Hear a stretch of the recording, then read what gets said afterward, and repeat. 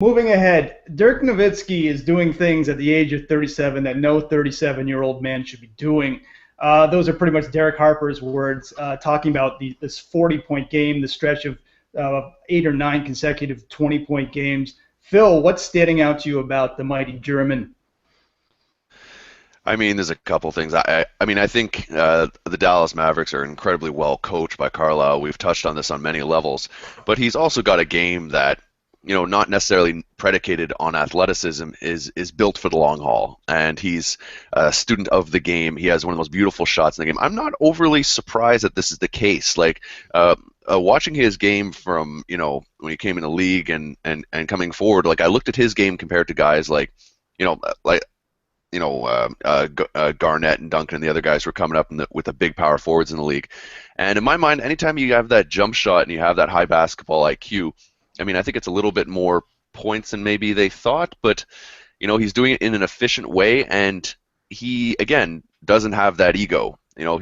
But I don't know how it's going to play.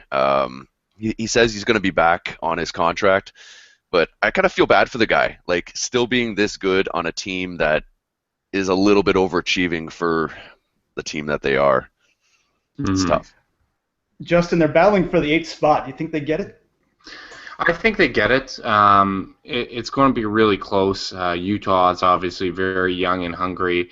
No Chandler Parsons hurts them. The thing that stands out to me is just the timing of when Dirk's having this big boon in his play.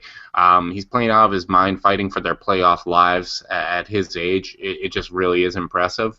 I give them the edge because of coaching. I really do believe in Rick Carlisle.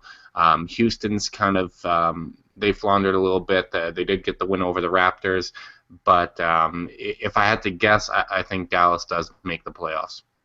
Phil, here's an interesting quote. Dirk was asked last week if he was a sneakerhead, and his response was, "Material things don't mean that much to me." How is he different than the average guy in the league? Because I think he sees it as a job and not a right that he was just born into. I think he realizes he's earned this, coming from Europe, having to prove himself on a lot of levels and a lot of haters. It's kind of funny because that same quote reminds me of when we spoke to Karl Anthony Towns a little while ago, and I was asking him about, how he feels about NBA 2K, and a lot of players have affinities for that, and he's just like, no, I'm into the real game.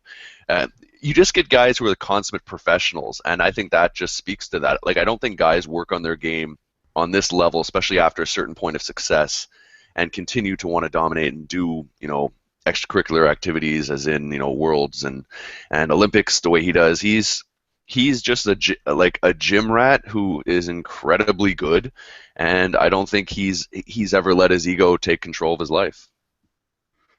Justin, is there any shot in the dark at all that can get past a team like Golden State, San Antonio in the first round? No. No. No. Simple answer.